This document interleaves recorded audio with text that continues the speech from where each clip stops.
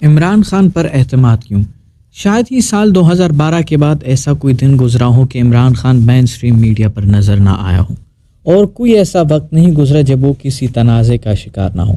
عمران خان پر ہمیشہ جتنے بھی الزامات لگے ہیں ان میں اکثریت ذاتی نوعیت کی ہیں، جیسے مادر ملت محترمہ فاطمہ جناح پر لگے تھے اور جیسے سابقہ وزیر اعظم بینظیر بھٹو پر لگے تھے۔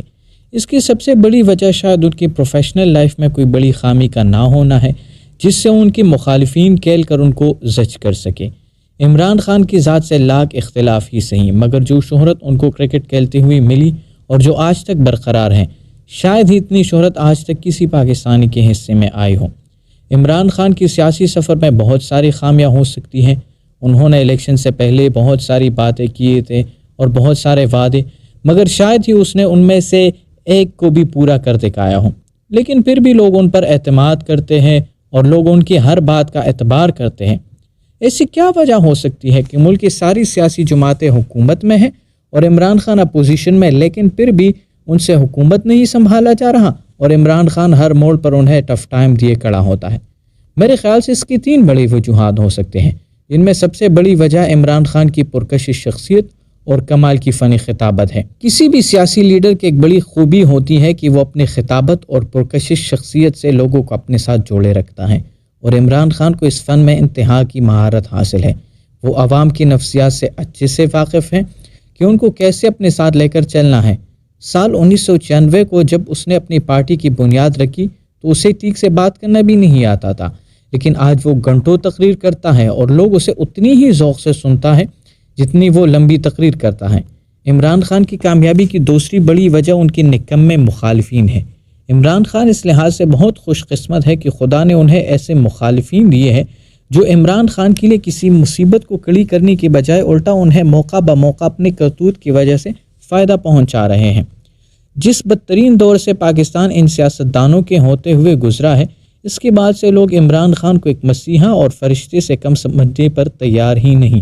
اور اس کا نتیجہ یہ نکلا کہ آج عمران خان جو بھی کہتا ہے لوگ اس پر یقین کرنے کے لیے پہلے سے تیار ہوتے ہیں۔ عمران خان ایک طرح سے لوگوں کے لیے سورس آف انفارمیشن اور پلیس آف ویریفائنگ انفارمیشن بن چکا ہے۔ ان کے چاہنے والے کا خیال یہ ہے کہ عمران خان کے آنے سے پہلے تو ہمیں کسی چیز کا پتہ ہی نہیں تھا،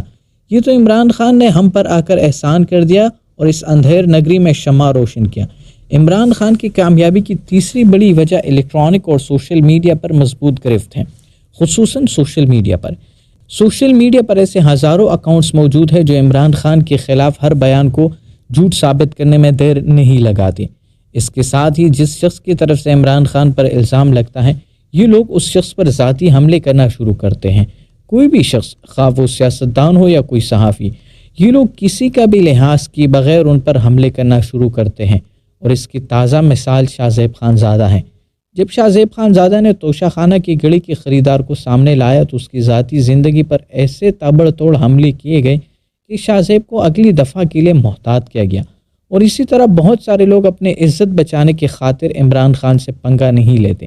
یہ 3 ایسے بڑے خصوصیات ہیں جو عمران خان کو اپنے وقت کا سب سے بڑا صادق اور امین ثابت کرتا ہے، اور بعض اوقات بڑے سلجھے اور سمجھدار لوگ بھی یہ کہنے پر مجبور ہو جاتے ہیں کہ ہمارے پاس عمران خان کے سوا اور کوئی آپشن ہی نہیں ہے۔ ان کی چاہنے والوں کی ایک بڑی تعداد سمندر پار پاکستانیوں کی بھی ہیں، جس وجہ سے عمران خان کو سپورٹ کرتے ہیں کہ وہ ایک پرکشش اور کسی بھی بڑے عیب سے پاک سیاستدان ہے جو عمران خان کے لیے کسی مثبت نقطے یا پوائنٹ سے کم نہیں ہے۔ کالم کی دم عزیز من، میں یہ تو نہیں کہتا کہ عمران خان ایک بڑا سیاستدان نہیں ہے، کیونکہ دنیا کے بڑے بڑے سیاسی رہنما ان کی شخصیت اور سیاسی سوچ کی گرویدہ ہیں،